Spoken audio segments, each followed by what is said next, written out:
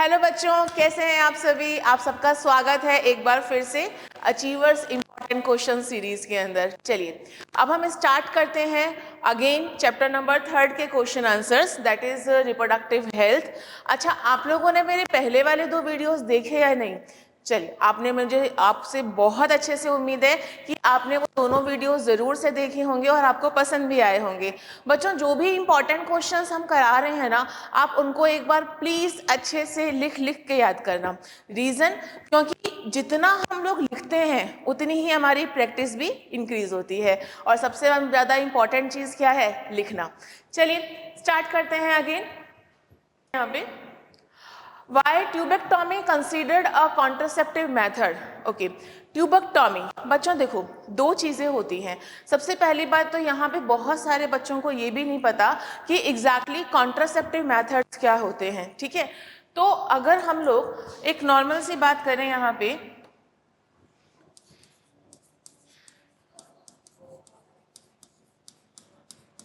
कि कॉन्ट्रासेप्टिव का मतलब क्या है, एग्जैक्टली कॉन्ट्रासेप्टिव्स क्या होते हैं, तो आप क्या बताएंगे कि contraceptives are those kind of medicines हैं, कुछ बैरियर मेथड्स हैं जो कि फर्टिलाइजेशन को स्टॉप करते हैं, जिनकी वजह से फर्टिलाइजेशन नहीं हो पा रहा है। ठीक है, उनको हम लोग क्या बोल रहे हैं? कॉन्ट्रासेप्टिव। ठीक है, हम ऐसे बात कर सकते हैं,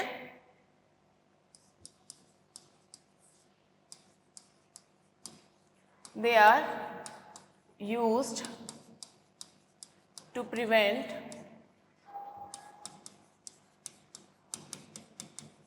फर्टिलाइजेशन। ठीक है, तो फर्टिलाइजेशन को प्रिवेंट करने के लिए हम लोग कौन से मेथड्स को यूज कर रहे हैं? कॉन्ट्रासेप्टिव मेथड्स को यूज कर रहे हैं। अब यहाँ पे one of the contraceptive method है ट्यूबेक्टॉमी। ठीक है, 2 मेथड होते हैं, एक होता है ट्यूबेक्टॉमी और एक होता है वेसेक्टॉमी। ठीक है, अगर हम बात करें कि ट्यूबेक्टॉमी का मतलब क्या होता है, सी ट्यूबेक्टॉमी, आप लोगों को सबको एक चीज पता है कि एक स्ट्रक्चर होती है जिसको हम क्या नाम दे रहे हैं? ओविडक्ट बोल रहे हैं। ठीक है, ओविडक्ट एग्जैक्टली अगर हम बात करें इसका नाम भी क्या बोलेंगे? फैलोपियन ट्यूब भी बोलेंगे इसको। तो ओविडक्ट के अंदर एग रिलीज होता है। आप लोगों को अच्छे से पता है कि अगर हम लोग बात करें स्ट्रक्चर के बारे में, तो जो ओविडक्ट है, ठीक है, जैसे अगर हम बात करें कि ये जो है ये ओवरी है, ठीक है, और ओवरी के अंदर अगर यहाँ से एग प्रेजेंट है तो ये एग कहाँ रिलीज होता है? ओविडक्ट के अंदर रिलीज होता है। और साइट ऑफ फर्टिलाइजेशन, आप लोगों को सबको पता है कि साइट ऑफ फर्टिलाइजेशन भी क्या है? ओविडक्ट है। ठीक है, तो मैंने आप लोगों को पिछले वीडियोस के अंदर, याद है आपको एक चीज बताई थी, कॉर्पस लुटियम, ग्राफियन फॉलिकल, याद है ना? Okay fine, very nice. तो यहाँ पे ओवरी के अंदर रिलीज क्या हो रहा है? एग रिलीज हो रहा है। ठीक है, और ये एग जो होता है, जो रिलीज हुआ है, ये ओवरी में ना रह के कहाँ पे आएगा? ओविडक्ट के अंदर आ जाएगा। और जब यहाँ पे ओविडक्ट में आता है तो यहाँ पे क्या होता है? स्पर्म आता है, एंड देन यहाँ होगा फर्टिलाइजेशन। सो अगर हम बात करें, this is the site of fertilization. तो ये जो ट्यूबेक्टॉमी है, इस प्रोसेस में ओविडक्ट को कट करके थ्रेड से बांध दिया जाता है। ठीक है, and this process known as a tubectomy. तो अब क्वेश्चन ये पूछ रहा है, why is tubectomy consider contraceptive method? Contraceptive method में अगर इमेजिन कीजिए कि ओविडक्ट कट हो गई है, ठीक है, अगर वो कट हो गई है, उसको थ्रेड से बांध दिया गया है, तो क्या स्पर्म एग तक पहुंच पाएगा? डेफिनेटली नहीं पहुंच पाएगा। तो इसीलिए इसको हम क्या यूज कर रहे हैं? इसीलिए इसको हम क्या बोल रहे हैं? कॉन्ट्रासेप्टिव मेथड बोल रहे हैं। क्लियर हो गई ये बात? तो कभी भी अगर आपका ये क्वेश्चन आपके सामने आता है कि, और अगर ये मान लो 2 या 3 नंबर में आ गया ये वाला क्वेश्चन, सुनो, आप लोगों को पता होना चाहिए कि अगर 2 नंबर का क्वेश्चन है तो कितना लिखना है, 3 नंबर का क्वेश्चन है तो कितना लिखना है। तो अगर मान लो आपसे ये पूछा जा रहा है, व्हाट इज ट्यूबेक्टॉमी या why is tubectomy considered as a contraceptive method, तो सबसे पहले आप बताएंगे कि ट्यूबेक्टॉमी है क्या चीज। ठीक है, सिंपल सा एक लाइन के अंदर आप बता दीजिए कि tubectomy the process in which we cut oviduct, ठीक है, and tie with the thread, जहाँ पे हम ओविडक्ट को कट कर रहे हैं और हमने थ्रेड से क्या कर दिया, उसको टाई कर दिया। यहाँ तक बात क्लियर हुई। अब ये कॉन्ट्रासेप्टिव मेथड क्यों है, तो हम क्या बताएंगे कि ये कॉन्ट्रासेप्टिव मेथड है। क्यों है ये कॉन्ट्रासेप्टिव मेथड, क्योंकि यहाँ पे स्पर्म नहीं आ पाएगा, और अगर स्पर्म नहीं आएगा तो नेचुरल सी बात है फर्टिलाइजेशन नहीं हो पाएगा, फर्टिलाइजेशन नहीं हो पाएगा तो आगे प्रेगनेंसी के चांसेस जीरो हो जाएंगे। ठीक है, क्लियर हो गया ये क्वेश्चन, आगे चलिए। A mother of 1-year-old daughter wanted to space her second child. Her doctor suggests copper T. Explain its contraceptive action. ठीक है, समझिएगा। सबसे पहली चीज़ कॉपर टी क्या होती है, या फिर कॉपर टी ये सब हैं क्या चीज़ें, ठीक है। इनको हम इंट्रायूट्राइन डिवाइसेस बोलते हैं, ठीक है। इन्हें हम क्या बोलेंगे, आईयूडी, ठीक है।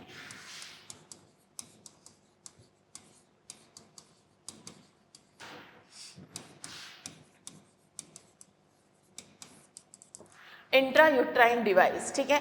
अब यहाँ पे कॉपर टी भी होता है, कॉपर 7 भी होता है, तो यहाँ पे हमसे स्पेसिफाइडली इसलिए पूछा गया है कॉपर टी के बारे में। ये इंट्रायूट्राइन डिवाइसेस क्या होती हैं, पहले एक बार इस चीज़ को समझ लेते हैं बच्चों।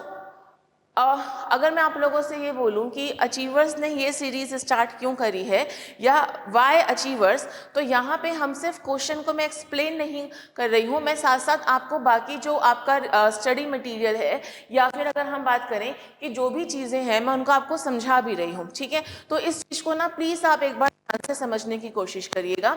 तो हम रहे हैं आईयूडी के बारे में। आईयूडी मतलब इंट्रायूट्राइन डिवाइसेस के बारे में। अगर हम बात करें नॉर्मल सी, तो दिस इज यूट्रस, ठीक है। यूट्रस के अंदर यहाँ पे इस तरह का छोटा सा ये डिवाइस लग जाता है, ठीक है, जिसको हम क्या बोल रहे हैं, कॉपर टी बोल रहे हैं।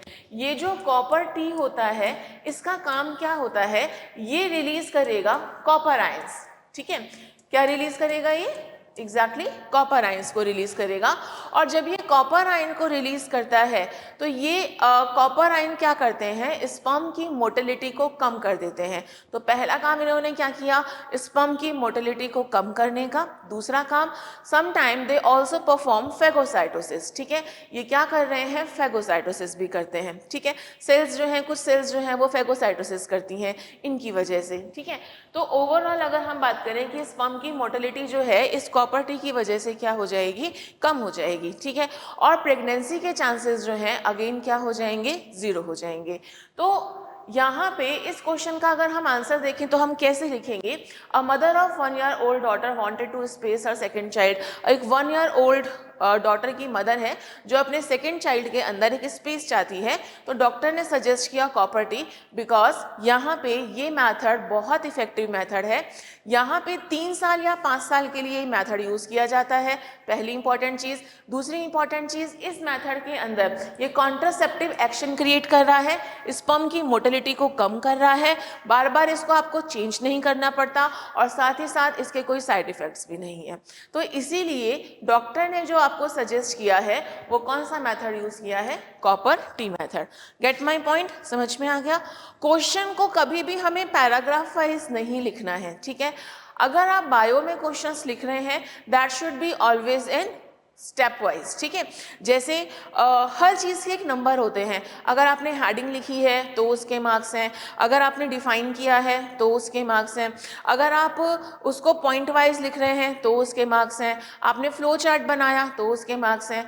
तो हमेशा अपने प्रेजेंटेशन को आप इम्प्रूव करते रहिए। गेट माई पॉइंट, चलिए। नाउ इसको हम बता ही चुके हैं कि how does copper T act as a effective contraceptive. मैं एक बार फिर से समझा देती हूँ कि कॉपर टी एंड कॉपर 7 दोनों ही मेथड बहुत अच्छे, दोनों ही तरीके बहुत अच्छे हैं, और दोनों ही क्या यूज़ कर रहे हैं, कॉपर टी एंड कॉपर 7। ध्यान रखना कि यहाँ पे कॉपर टी एंड कॉपर 7 दोनों ही प्रोसेस के अंदर किसका रिलीज होगा, कॉपर आयंस का रिलीज होगा। और ये जो कॉपर आयंस होते हैं इनका काम क्या होता है कि जो स्पर्मेटोजोआ है,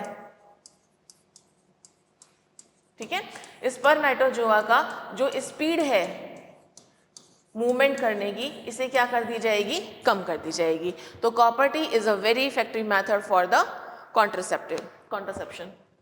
चलिए next, how are assisted reproductive technology helpful to humans, how are ZIFT and GIFT different from intrauterine transfer, explain. ठीक है, सबसे पहली चीज आती है कि असिस्टेड रिप्रोडक्टिव टेक्नोलॉजी का मतलब क्या होता है। असिस्टेड का मतलब क्या हुआ, समझना है इस बात को कि अगर मान लो कोई कपल है एंड वो उनमें से कोई भी एक पर्सन या दोनों पर्सन बहुत हेल्दी नहीं है और वो बेबी प्रोड्यूस नहीं कर पा रहे हैं, तो उसके लिए जो डॉक्टर्स हैं वो कुछ मेथड्स को सजेस्ट करते हैं और इन्हीं मेथड को हम लोग क्या बोलते हैं, असिस्टेड रिप्रोडक्टिव टेक्नोलॉजी बोलते हैं, जहाँ पे अलग अलग तरीके यूज़ किए जाते हैं। ठीक है, और इन मेथड के अंदर जैसे गैमीट का ट्रांसफ़र कर देना, ठीक है, या फिर जायगॉट का ट्रांसफ़र कर देना, है ना, इन विट्रो फर्टिलाइजेशन, तो ये बहुत सारी टेक्निक्स होती हैं जो असिस्टेड रिप्रोडक्टिव टेक्नोलॉजी के अंदर यूज़ की जाती हैं।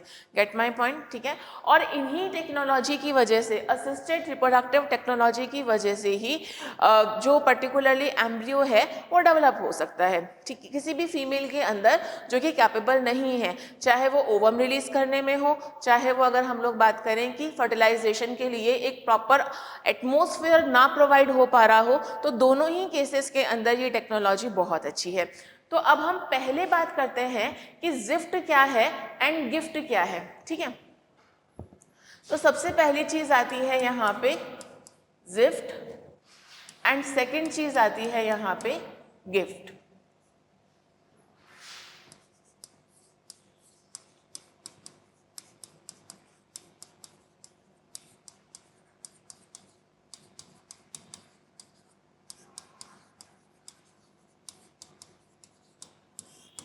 Zygote intrafallopian transfer and gift मतलब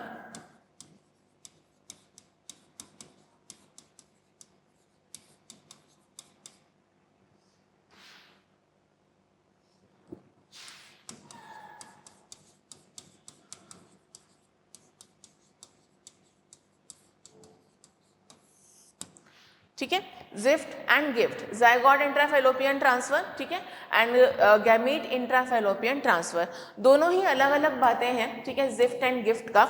अब मेरी बात ध्यान से समझना, सबसे पहले हम बात करते हैं जिफ्ट के बारे में। यहाँ पे देखो कॉन्सेप्ट, बच्चे इसमें ना बहुत कंफ्यूज होते हैं जिफ्ट और गिफ्ट में, और इनके ना एक एक नंबर के ऊपर, यानी कि जो आपके ऑब्जेक्टिव क्वेश्चंस हैं या फिल इन द ब्लैंक्स हैं, उनके अंदर एक एक नंबर पे भी इनके क्वेश्चन आंसर्स जो हैं वो आपको मिल सकते हैं। तो पहली बात तो ये कि इन जो पर्टिकुलरली ये जो टर्म्स हैं, ये टर्म्स आपको पता होनी चाहिए कि आईयूडी क्या होती है, ओके, या एआरटी क्या होती है। एआरटी मतलब आंसर इसमें ही है, असिस्टेंट रिप्रोडक्टिव टेक्नोलॉजी। जिफ्ट क्या होता है और गिफ्ट क्या होता है। ठीक है, अगर ऐसा हम कर रहे हैं, ठीक है, कि हम एग एंड स्पर्म, ठीक है, इन दोनों का फर्टिलाइजेशन कैसे करा रहे हैं, इन विट्रो। क्लियर, इनका फर्टिलाइजेशन कैसा हो रहा है, इन विट्रो। बच्चों दो चीजें होती हैं, आपको पता ही होगा कि एक चीज होती है इन विट्रो और दूसरी चीज होती है इन विवो। अगर हम बात करते हैं कि इन विट्रो यानी कि बॉडी के बाहर जो प्रोसेस हो रहा है known as a in vitro, और बॉडी के अंदर जो प्रोसेस हो रहा है this is called in vivo. Clear, तो अगर हम लोग बात करें कि इन विट्रो टेक्नोलॉजी का मतलब क्या होता है कि हमने स्पर्म एंड एग का टेस्ट ट्यूब के अंदर फर्टिलाइजेशन कराया और फिर उसको हमने ट्रांसफर कर दिया किसी भी फीमेल के यूट्रस के अंदर। क्लियर, प्रॉपर एनवायरनमेंट को देखते हुए, हार्मोनल कंडीशंस को देखते हुए, तो ऐसी कंडीशन में हम जायगॉट का ट्रांसफर कर रहे हैं। ठीक है, क्योंकि फर्टिलाइजेशन होने के बाद में यहाँ पे क्या बन रहा है, जायगॉट बन रहा है। क्लियर, फर्टिलाइजेशन होने के बाद में क्या बना है, यहाँ पे जायगॉट बना है, और आप किसका ट्रांसफर कर रहे हैं, जायगॉट का ट्रांसफर कर रहे हैं। तो ऐसा केस जहाँ पे जायगॉट का ट्रांसफर हो रहा है, तो इसी चीज को हम लोग क्या बोल रहे हैं, जिफ्ट। ठीक है, क्लियर हो गई ये बात, ओके। चलिए दूसरा आता है गिफ्ट, है ना। गिफ्ट के अंदर क्या है, अब यहाँ पे देखो नाम से ही जाहिर है कि गैमीट का ट्रांसफर हो रहा है, Z for zygote and G for gamete. Clear है, तो अब यहाँ पे गैमीट मतलब किसका ट्रांसफर किया जा रहा है। गैमीट का मतलब बहुत सिंपल सा है कि यहाँ पे ओवम का ट्रांसफर किया जा रहा है, एग का ट्रांसफर किया जा रहा है, ठीक है। मान लो कोई फीमेल है, उसके जो एग हैं उनकी क्वालिटी अच्छी नहीं है या फिर वो हेल्दी एग्स नहीं है, तो ऐसे केस में क्या किया जाता है, एक डोनर फीमेल को ढूंढा जाता है, ठीक है। डोनर फीमेल को जो भी डोनेट करना चाहती है एग, उस सर्जिकल मेथड से उनका क्या किया जाता है कि एग लिया जाता है, और एग लेने के बाद में उसको आगे किसी भी जिसको भी प्रॉब्लम, उस प्रॉब्लमेटिक फीमेल के अंदर क्या कर दिया जाता है, ट्रांसफर कर दिया जाता है। तो इसको हम लोग क्या बोलते हैं, गिफ्ट बोलते हैं। क्लियर हो गया? एक बार फिर से रिवाइज कर रही हूँ, ध्यान से सुनना। मैंने ये बोला कि गिफ्ट का मतलब क्या है। गिफ्ट का मतलब बहुत सिंपल सा है कि एक फीमेल दूसरी फीमेल को एग गिफ्ट कर रही है, ठीक है। एग मतलब ओवम को गिफ्ट कर रही है। गिफ्ट मतलब समझ रहे ना कि सर्जिकल मेथड से डॉक्टर्स एग को ट्रांसफर कर रहे हैं। क्लियर?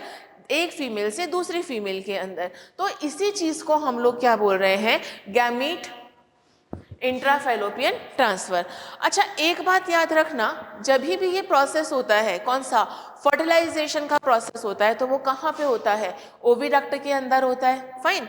अच्छा, अब दूसरी बात ध्यान रखना, जब फर्टिलाइजेशन हो जाता है, सुनना मेरी बात को, जब फर्टिलाइजेशन हो जाता है तो जो भी पर्टिकुलरली एम्ब्रियो है वो आगे कहाँ मूव ऑन करेगा, यूट्रस के अंदर मूव ऑन करेगा। कहाँ से करेगा, फैलोपियन ट्यूब से करेगा। तो इसीलिए दोनों ही मेथड के अंदर एक शब्द आया है, क्या, इंट्राफैलोपियन। I repeat, इंट्राफैलोपियन। क्लियर हो गई ये बात की दोनों में ही ये वर्ड क्यों आया है? क्लियर हो गई ना? फाइन। तो अब होपफुली आपको ये चीज़ समझ में आ गई होगी जो मैंने आपको समझाना चाह रही हूँ। एक बार मैं फिर से ये क्वेश्चन पढ़ रही हूँ ताकि आप इसका आंसर और अच्छे तरीके से दे पाएँ। पहला क्वेश्चन जो था अपना ये था, how are assisted reproductive technology helpful to humans, how are ZIFT and GIFT different from intrauterine transfer, explain. तो पहली बात तो ये कि assisted reproductive technology, this is the technology that helpful for infertile couple, ठीक है। जो इनफर्टाइल कपल्स हैं, जो बेबी चाहते हैं लेकिन उनको नहीं डेवलप हो पा रहा है बेबी, किसी भी रीज़न की वजह से कोई भी फीमेल कंसीव नहीं कर पा रही है, तो उनके लिए जो टेक्नोलॉजीज़ हैं उसको हम ART बोलते हैं। ART मतलब असिस्टेंट रिप्रोडक्टिव टेक्नोलॉजी, पहली बात। दूसरा, अब यहाँ पे ना मैं ये नहीं कह रही कि आप डिटेल में लिखो, लेकिन आप लिखो, ठीक है। एक फ्लो चार्ट बना के ज़रूर लिखिए कि भाई यहाँ पे टेक्नोलॉजी कौन कौन सी हो सकती है। जिफ्ट हो सकता है, गिफ्ट हो सकता है, इंट्रायूट्राइन ट्रांसफ़र हो सकता है ना, आर्टिफिशियल इंसेमिनेशन हो सकता है कि स्पर्म्स को डायरेक्टली ट्रांसफ़र किया जा सकता है। तो ये सारे मेथड्स को आपने केवल एक फ्लो चार्ट में बनाने हैं। देन आपने इस तरह से टेबल बनानी है और लिखना है जिफ्ट क्या है और गिफ्ट क्या है। क्लियर? जिफ्ट मतलब जायगॉट का आप ट्रांसफर कर रहे हैं, आर्टिफिशियली कर रहे हैं। कैसे किया? फर्टिलाइजेशन जो था, फर्टिलाइजेशन हम पहले ही करा चुके हैं, इन विट्रो करा चुके हैं। एंड गिफ्ट का मतलब क्या हुआ कि यहाँ पे हम फर्टिलाइजेशन नहीं करा रहे हैं, यहाँ पे हम एग को ट्रांसफर कर रहे हैं, ठीक है। और एग को हम कहाँ पे ट्रांसफर कर रहे हैं? एग को हम ट्रांसफर कर रहे हैं, अगर हम लोग बात करें जो आपका ओविडक्ट है उसके अंदर हम ट्रांसफर कर रहे हैं। क्लियर हो गई ये बात? फाइन, लिख लोगे? ओके, चलिए नेक्स्ट क्वेश्चन के बारे में हम बात करते हैं। What is amniocentesis? Why has the government imposed a statutory has been in spite of this importance in the medical field? ठीक है, क्या है, क्या ये amniocentesis क्या है, ठीक है, amniocentesis क्या है, and why has the government imposed, मतलब गवर्नमेंट ने इसको क्यों बैन किया था। पहली बात, एक बात ध्यान से समझना कि जैसे मान लो यूट्रस है, ठीक है, यूट्रस के अंदर मान लो यहाँ पे कोई भी एक बेबी है, तो इधर की तरफ एक फ्लूइड होता है, ठीक है। इस फ्लूइड को हम एमनियोटिक फ्लूइड बोलते हैं।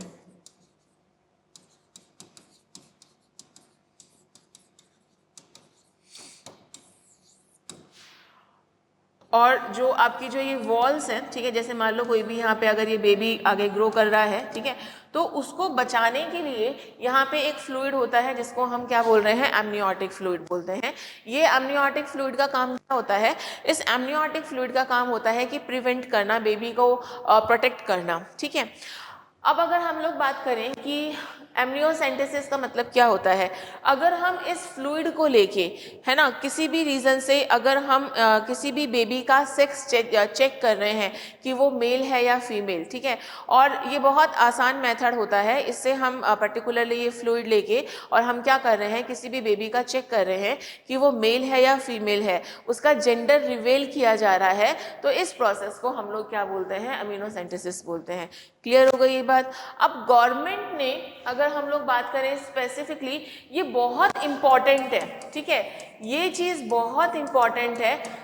क्यों है ये इंपॉर्टेंट, समझना है इस बात को, कि अगर हम एमनियोटिक फ्लूइड की स्टडी करते हैं तो पहली बात तो हम फीटस की भी स्टडी कर सकते हैं, फीटस के बारे में देख सकते हैं, अगर कहीं ऐसा तो नहीं कि उसको कोई ऐसी डिजीज़ हो जाए, ऐसी कोई डिजीज़ है या कोई ऑर्गन डेवलप नहीं हो पाया है, या फिर अगर हम लोग ये बात करें कि कई बार जब ऐसा होता है कि कुछ क्रोमोसोमल चेंजेस होते हैं, आप लोगों ने पढ़े हुए हैं क्रोमोसोमल चेंजेस, जैसे किसी बच्चे को डाउन सिंड्रोम है या कोई और क्रोमोसोमल चेंजेस हैं, इनका हम पर्टिकुलरली इस टेक्नोलॉजी से डिलीवरी के अंदर ही प्रेगनेंसी स्टेज के अंदर ही हम लोग पता लगा सकते हैं कि उस बच्चे में कोई प्रॉब्लम तो नहीं है, ठीक है। 5th मंथ ऑफ प्रेगनेंसी के अंदर प्रॉपर ये चेकिंग की जाती है कि पर्टिकुलरली जो बेबी है उसके सारे ऑर्गन्स अच्छे से वर्क कर रहे हैं या नहीं कर रहे, तो ऐसे केस के अंदर हम पर्टिकुलरली इस फ्लूइड से प्रॉपरली या सोनोग्राफी से हम चेक कर सकते हैं एग्जैक्टली कि बेबी प्रॉपरली वेल डेवलप है या फिर नहीं है, ठीक है। अब ये क्यों बैन हुआ है, पर्टिकुलरली अगर हम बात करें इंडिया के अंदर क्यों बैन हुआ है, एक टेंडेंसी थी जहाँ पे जैसे ही पता चला जाता था कि हाँ जो पर्टिकुलरली फीमेल है और उसके वॉर्म के अंदर एक गर्ल ग्रो कर रही है तो उसको मार दिया जाता था, ठीक है। इसको अगर हम लोग बात करें कि ऐसा बहुत सारे स्टेट्स के अंदर हुआ और बहुत जगह पे ऐसा हुआ, तो बहुत सारे, मतलब जिसको हम हिंदी में ये बोल सकते हैं कि हाँ कन्या भ्रूण हत्या, तो उसको लेके गवर्नमेंट बहुत स्ट्रिक्ट हुई और उसके बाद में इस पर्टिकुलरली टेस्ट को क्या कर दिया गया, बंद कर दिया गया। और अगर ये टेस्ट होता भी है, आई रिपीट, अगर ये टेस्ट होता भी है तो डॉक्टर्स जो हैं वो जेंडर रिवेल नहीं कर सकते किसी भी बेबी का। ओके, क्लियर हो गई ये बात। तो बेटा ध्यान रखना है इसके अंदर, ये बहुत इंपॉर्टेंट टेस्ट है। इसी टेस्ट से रिवेल क्या होता है कि उस बच्चे को कोई डिजीज़ तो नहीं है, हेल्दी पर्टिकुलरली वो पर्सन है या नहीं है, वो बच्चा हेल्दी है या नहीं है, उसमें कोई अगर बाई चांस कोई प्रॉब्लम तो नहीं है, कोई डाउन सिंड्रोम वगैरह या कोई और जीन से रिलेटेड कोई प्रॉब्लम तो नहीं है। इस तरह की सारी चेकिंग जो है वो हम इस पर्टिकुलरली टेक्नोलॉजी से कर सकते हैं। लेकिन इस टेक्नोलॉजी में जेंडर भी रिवेल हो जाता है कि वो मेल है या फिर वो फीमेल है, इसीलिए गवर्नमेंट ने उसको थोड़ा सा बैन कर दिया था। स्टिल अगर ये होता भी है तो जेंडर रिवेल नहीं किया जाता कि वो मेल है या फिर वो बच्चा फीमेल है, क्योंकि बहुत लोगों को ऐसा लगता है कि लड़कियां हो जाएंगी हमारे, भगवान ना करे कभी ऐसा हो, लेकिन still this is the reason, इसकी वजह से ये टेस्ट जो था ये बैन था। चलिए मूव करते हैं नेक्स्ट क्वेश्चन की तरफ। Why is सहेली is well accepted contraceptive pill? समझना, पहली चीज तो ये आती है कि सहेली जो है ये एक तरह का मेथड है, दिस इज कॉल्ड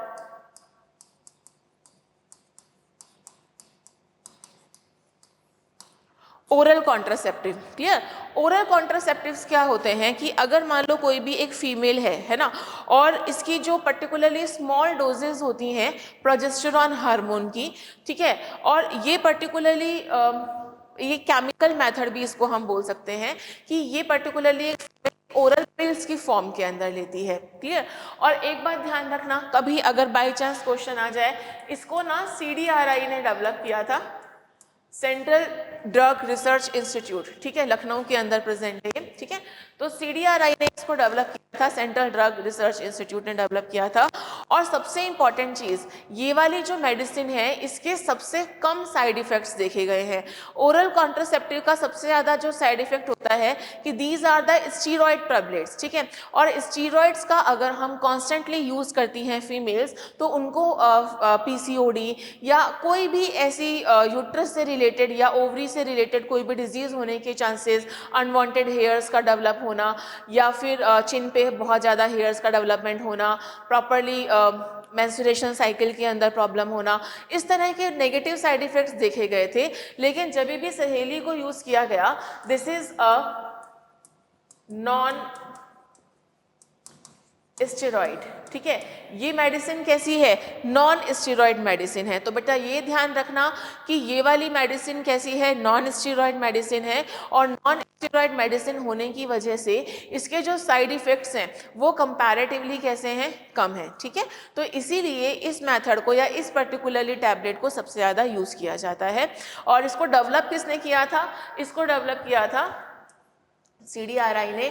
CDRI मतलब central drug research institute, clear.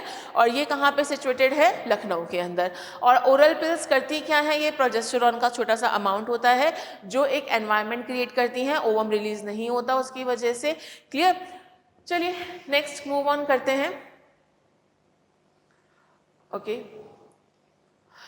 ये मैंने इसको इसलिए हटाया, क्वाई copper T considered a good contraceptive, इसके बारे में हम लोग ऑलरेडी डिस्कस कर चुके हैं। Next, name an oral pill use as a contraceptive by human females, how does it prevent pregnancy. तो ऑलवेज रिमेंबर ओरल पिल्स क्या होती हैं। ओरल पिल्स का मतलब क्या होता है कि जो हम पर्टिकुलरली मेडिसिन ले रहे हैं, ठीक है। अब इसमें ना बहुत सारी ओरल पिल्स जो हैं वो आप बता सकते हैं कि एक तो हो गई आपकी सहेली, जिससे पहले वाले क्वेश्चन में भी मैंने आपको बताया है, सहेली, माला डी, माला एन, ठीक है। These are the some contraceptive, मतलब इनके नाम आपको याद रखने हैं, इन पिल्स के नाम याद रखने हैं कि ये पिल्स जो हैं इनको यूज़ किया जाता है इन पर्टिकुलरली कॉन्ट्रासेप्टिव के लिए। चलिए, और explain how it does it prevent pregnancy. Okay, तो अब ये प्रिवेंट कैसे कर रही हैं प्रेगनेंसी को? बच्चे एक बात ध्यान रखना कि ये कॉम्बिनेशन पिल्स होती हैं। यहाँ पे प्रोजेस्टेरॉन कुछ तो केवल प्रोजेस्टेरॉन में होता है, ठीक है, और कुछ क्या होती हैं? कॉम्बिनेशन पिल्स होती हैं। और इन कॉम्बिनेशन पिल्स की वजह से जैसे जब भी मेंस्ट्रुएशन साइकिल ख़त्म होता है तो वहाँ से लेके और 21 डे तक इसको लिया जाता है, ठीक है। और 21 डेज को लेने के बाद में इसको नहीं लिया जाता, जिसकी वजह से यहाँ पे एग जो है वो रिलीज नहीं होता है, ठीक है। और अगर एग रिलीज नहीं होता तो नेचुरल सी बात है फर्टिलाइजेशन के चांसेस क्या हो जाएंगे? खत्म हो जाएंगे, ठीक है। अब एग ही नहीं बन पा रहा है, एग ही रिलीज नहीं हो रहा है, तो फर्टिलाइजेशन के चांसेस क्या हो जाएंगे? नील हो जाएंगे। तो इसी वजह से ये मेथड बहुत इजीली एंड इफेक्टिव मेथड था। लेकिन कई बार ऐसा होता है कि इन मेथड्स की वजह से फीमेल्स को बहुत डिजीनेस क्रिएट होना, मेंस्ट्रुएशन साइकिल में प्रॉब्लम होना, यूट्राइन वॉल का थिक होना, एक्स्ट्रा हेयर्स चिन वगैरह पे डेवलप होना, क्लियर। तो ऐसे बहुत सारे साइड इफेक्ट्स हुए, ठीक है। इन साइड इफेक्ट्स की वजह से इन मेडिसिन का यूज थोड़ा सा कम हुआ, लेकिन स्टिल सबसे ज्यादा यूज आने वाली जो मेडिसिन है वो कौन सी है? सहेली मेडिसिन। तो इस बात का आप थोड़ा सा ध्यान रखिएगा। Okay. Next, at the time of independence, the population of India was 350 million, which exploded to over 1 billion by May 2000. List any two reasons for this rise population and two steps taken by the government to check population explosion, ठीक है। बेटा population explosion क्या होता है? ठीक है, अगर resources कम है, आई रिपीट रिसोर्सेज कम है और पॉपुलेशन बहुत ज़्यादा है, तो भाई नेचुरल सी बात है कि अगर मान लो आप एक घर में रह रहे हैं और आप केवल 2 भाई बहन हैं और आपके पेरेंट्स आपके लिए एक अच्छी एजुकेशन, अच्छा खाना, अच्छी हेल्थ प्रोवाइड करा पा रहे हैं, और यही आप 15-20 भाई बहन हैं या 11-12 भाई बहन हैं, तो नेचुरल सी बात है कि पेरेंट्स नहीं कर पाएंगे आपके लिए इतना। तो बहुत सिंपल सा फंडा है यहाँ पे कि जब भी इंडिपेंडेंस के बाद में हम लोग आज़ाद हुए थे, फ्रीडम हमको मिली थी, तो उसके बाद हमारी पॉपुलेशन कंपैरेटिवली कम थी, ठीक है। धीरे धीरे ये पॉपुलेशन क्या होती गई? इंक्रीज होती गई। अब जब ये पॉपुलेशन इंक्रीज होती गई, रीज़न यहाँ पे कॉन्ट्रासेप्टिव मेथड का पता ना होना, ठीक है। दूसरा, उनको ये चीप एंड इफेक्टिवनेस इसका पता नहीं होना, ठीक है। एग्जैक्टली लोगों को पता ही नहीं था कि कॉन्ट्रासेप्टिव मेथड्स कौन कौन से हो सकते हैं, कितना फ्रीक्वेंटली आप इनको यूज़ कर सकते हैं। तो इसी वजह से पॉपुलेशन जो है वो क्या होती गई? हाइक होती गई, क्लियर। और पॉपुलेशन बढ़ती गई। उसके बाद जब गवर्नमेंट को ये लगा कि हाँ पॉपुलेशन बहुत ज़्यादा इंक्रीज होती जा रही है, तो उन लोगों ने कुछ स्लोगन्स दिए, ठीक है। उन स्लोगन्स में से कि हम दो हमारा हम दो हमारे दो, ठीक है, परिवार छोटा ही अच्छा, ठीक है, इस तरह के बहुत सारे स्लोगन्स दिए गए और गवर्नमेंट पर्टिकुलरली बहुत अवेयरनेस दे रही है। बहुत सारे एनजीओज़ होते हैं जो जाके ये बताते हैं अलग अलग शहरों के अंदर, अलग अलग गांवों के अंदर कि भाई एग्जैक्टली कॉन्ट्रासेप्टिव मेथड्स के बारे में बताते हैं, क्या छोटी फैमिली के क्या अच्छे इफ़ेक्ट होते हैं, किस तरह से आप अपने बच्चे को ध्यान दे सकते हो, ये सारी चीज़ें बताई जाती हैं। तो याद रखिए गवर्नमेंट ने कौन कौन से पर्टिकुलरली पॉपुलेशन एक्सप्लोजन के लिए स्टेप्स लिए हैं। पहली चीज़ तो यहाँ पे बहुत सारे हम लोग बात करेंगे एनजीओज़ के बारे में, non government organization and government, ठीक है।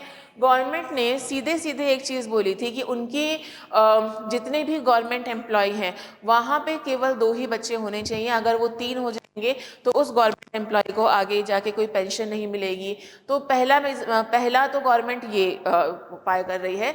दूसरा, गवर्नमेंट रेगुलरली एक प्रोग्राम्स बना रही हैं जहाँ पे लोगों को एक एडवर्टाइजमेंट दिए जा रहे हैं कि कॉन्ट्रासेप्टिव मेथड्स कौन कौन से होते हैं, ठीक है। तीसरी बात, गवर्नमेंट की तरफ से बहुत सारे स्लोगन्स डेवलप किए गए हैं, हम दो हमारे दो, ठीक है, छोटा परिवार छोटा ही अच्छा। तो इस तरह से अलग अलग एड्स के अंदर, पब्लिक मीडिया के अंदर, जो आपकी प्रिंट मीडिया होती है उस मीडिया के अंदर गवर्नमेंट बहुत सारे एड्स दे रही है, लोगों को समझाने का प्रयास कर रही है ना। साथ ही साथ जो एनजीओज़ होते हैं, एनजीओज़ क्या होते हैं, नॉन गवर्नमेंट ऑर्गेनाइजेशन, वो भी, उनको भी गवर्नमेंट फंड दे रही है कि आप जाइए और लोगों को समझाइए कि कॉन्ट्रासेप्टिव मेथड कौन कौन से होते हैं, ठीक है। तो इस तरीके से गवर्नमेंट लोगों को ये समझाना चाह रही है कि जितनी ज़्यादा पॉपुलेशन होगी तो रिसोर्सेज क्या होंगे, उतने ही ज़्यादा होते जाएंगे, और जितने ज़्यादा रिसोर्सेज कम होते जाएंगे उतने ही प्रॉब्लमेटिक सिचुएशन होगी। क्लियर? तो इसको थोड़ा सा आप अपने दिमाग से, मैंने आपको इसका ब्रीफ बता दिया है, आप इसको थोड़ा सा अपने दिमाग से अच्छे से इसको एक बार लिखिएगा इस क्वेश्चन को। चलिए नेक्स्ट, इसके बारे में हम डिस्कस कर चुके हैं। नेक्स्ट क्वेश्चन आता है, women are often blamed for producing female children, consequently they are ill treated and ostracized. How will you address this issue scientifically if you were conduct awareness program to highlighting the value involved? ये question already आ चुके हैं। मैं जितने भी questions आप लोगों को कराए हैं अभी, ये सारे क्वेश्चन किसी न किसी बोर्ड एग्जाम्स में आए हुए हैं, तो इनको थोड़ा सा ध्यान रखिएगा। सीबीएसई के अंदर इस तरह के क्वेश्चंस बहुत पूछे जाते हैं। अब पहली बात अगर ये आती है कि women often blame for the producing female, जबकि वुमेन की कोई गलती ही नहीं है। लेट स्टार्ट इट, ठीक है, हम साइंटिफिकली इसको स्टार्ट करते हैं। आप सब पढ़े हुए हैं इस चीज को। अगर हम लोग बात करें नॉर्मल सी, तो 2 क्रोमोसोम्स होते हैं, ठीक है, XX एंड XY, ठीक है। XX किसके पास में होता है अगर हम बात करें, फीमेल के पास में, एंड XY किसके पास में होता है, मेल के पास में। फाइन, तो Y chromosome is responsible for mail, ठीक है। अगर मेल डेवलप होगा तो उसके लिए Y क्रोमोसोम्स का होना जरूरी है। सेक्स डिटर्मिनेशन आप सब जानते हैं, ठीक है, कि XX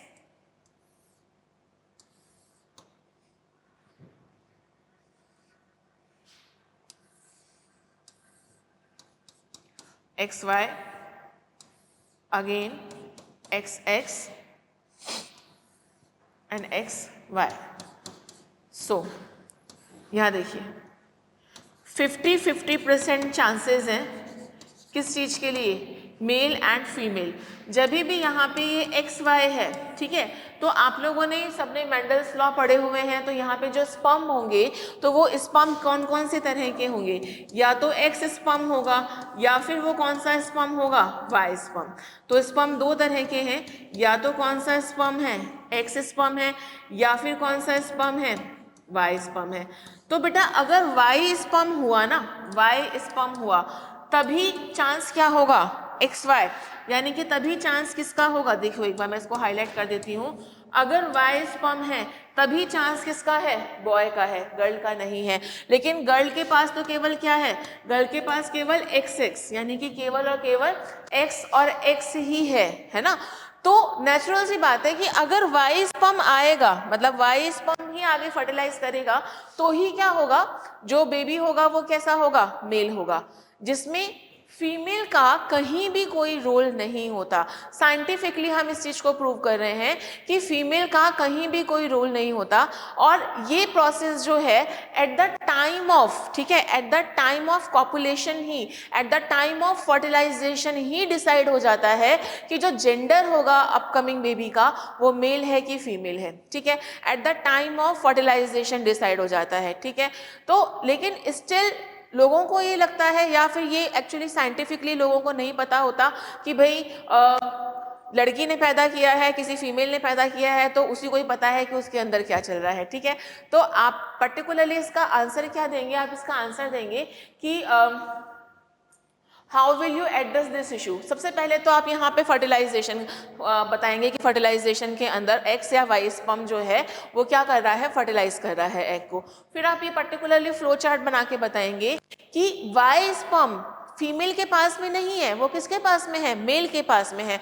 तो स्पर्म दो तरीके के हैं, या तो एक्स है या फिर वो वाई है। अगर वाई स्पर्म आगे फर्टिलाइज करेगा एग को, तभी क्या होगा, तभी जो पर्टिकुलरली बच्चा होगा वो मेल होगा, ठीक है। और अगर एक्स स्पर्म ने किया तो वो बच्चा क्या है, तो वो बच्चा फीमेल होगा।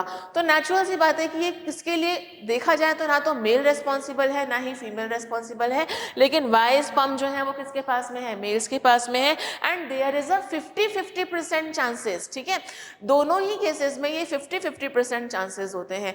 तो इसके लिए किसी को भी आप ब्लेम नहीं कर सकते, क्लियर। तो यहाँ पे इस तरह से आप इसका आंसर देंगे, और यहाँ पे पर्टिकुलरली आप बताएंगे कि Y is responsible for male character. Clear, समझ में आ गया ये क्वेश्चन, फाइन।